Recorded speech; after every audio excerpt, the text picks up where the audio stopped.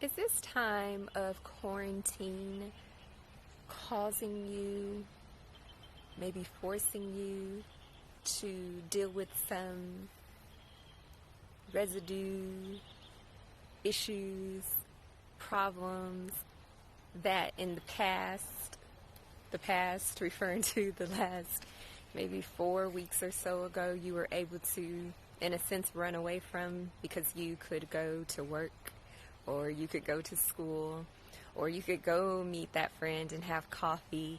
You could do anything you wanted to do in order to get your mind off of what you should be processing.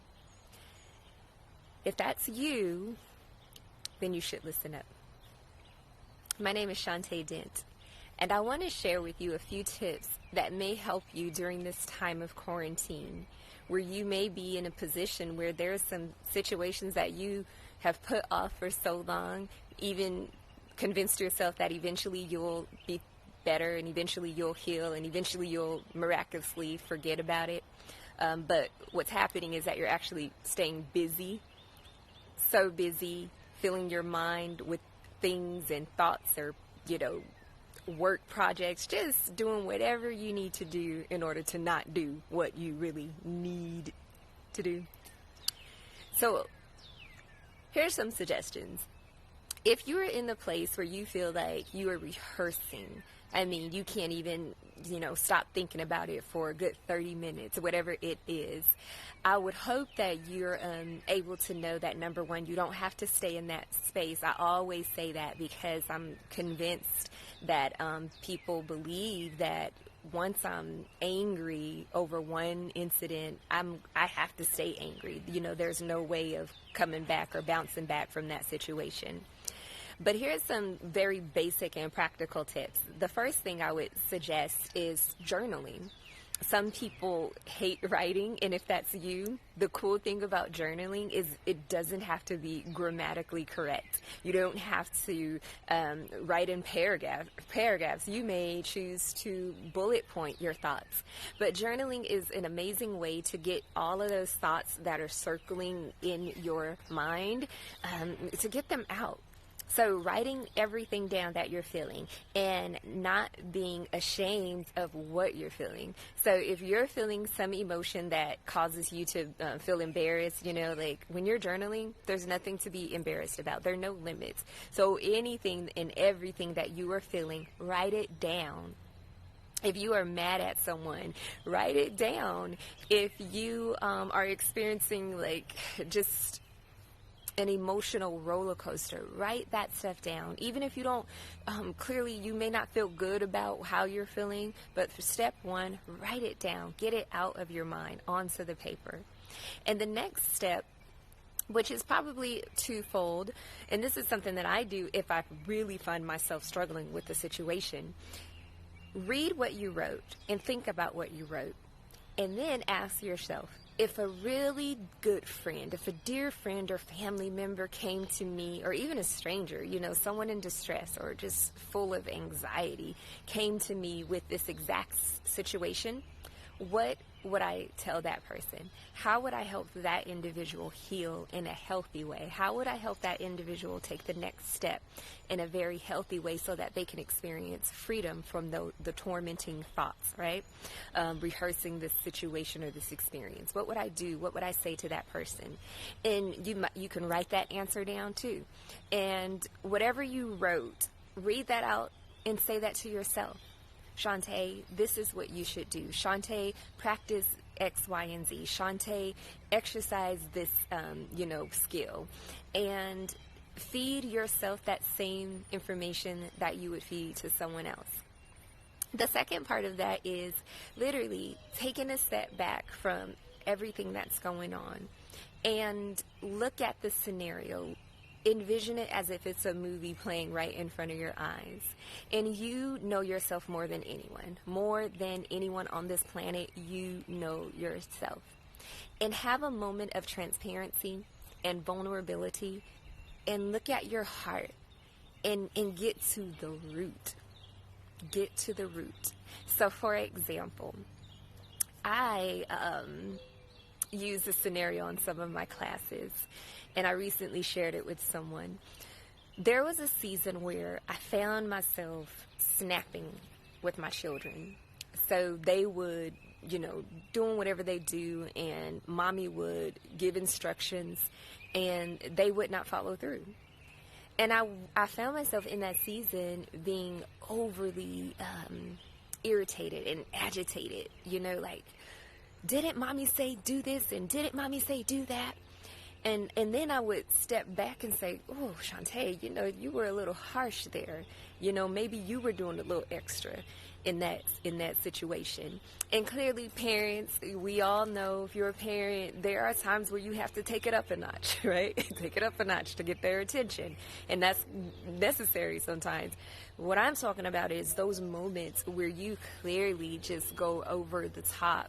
Like your level of response to whatever they did is all the way up here. And I began to realize this pattern. And so I had to step back and self-evaluate, have a moment of transparency and say, girl, what is really going on? Here's the other thing, a quick golden nugget.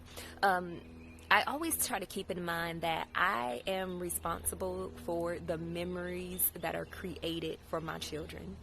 So in other words, when they become teenagers and parents of their own, those childhood memories, I have a lot to do with what they're going to remember. I can't control every component of their life, clearly, but I can take a huge responsibility of what I want their memories to be. So, for example, I'm going on a little bunny trail here, but do I want my kids to remember that mom was always busy, that she didn't even have time to play with us? She only had time to discipline, but she didn't have time to play. Absolutely not. I want my children to remember that in addition to disciplining us, mom also sat down and read to us. She sat down and prayed with us, and she listened to whatever we were concerned about. She asked us how our day was, and she waited for us to give her a thorough answer. She sat down on the floor and played Monopoly or Play-Doh and painted on the canvas with us. I want those type of memories to be infused in their memory line. So back to what I was saying. When it came to me taking some time and stepping away and thinking through, why do I respond the way I respond? Because again, you know yourself better than anybody else on this planet. And so when the dust settles and you feel some kind of way and there is no genuine peace, and you get a check in your spirit and in your heart, and something says, you probably didn't handle that right. So after that happened one too many times, I began to realize that it wasn't healthy. Why am I responding this way? What's the root? So I took some time, and I can't say if it was the same day or a couple of days later, but eventually I realized, light bulb moment, what was going on. So here it is. As a survivor / overcomer of sexual trauma, this is what was happening.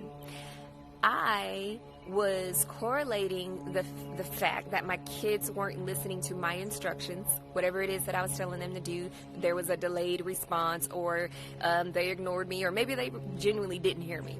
So in return, I would become very aggravated because that was a trigger. What was the trigger, Shantae? This was my trigger. When I was raped, not the childhood sexual assault, when I was in my adult years and I was raped, when I was saying no, when I was saying stop, when I was trying to fight this individual off of me and saying, stop, what are you doing? He wasn't listening. He was not listening to what I was saying. He wasn't listening. And because he didn't listen, because he didn't stop, I left wounded and traumatized. So can you see how that seeped into motherhood? A loving, caring mom. But then something happens and something triggers that painful past traumatic experience, and without even making a connection and intentionally thinking about what happened years and years ago, I am responding to my children as if they are the violator who didn't listen to me. Whew. I don't know if that was heavy for you, but I know that the moment I realized that, oh God, it was heavy. It was heavy. But in the end, of course, I was elated, like, oh, what? That's what's going on? So now what does current situation, present day look like? Do I still have moments where I just want to get those kids if they're not listening, obeying? Absolutely. Yep, I do. But I don't allow myself to go that far. It's easy to feel overwhelmed by these big problems.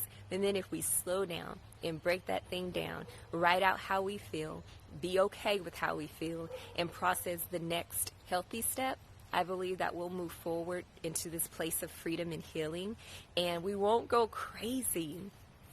All right. This is Shantae Dent, and I'm wishing you the best until we connect again. Have a great day. Talk to you soon.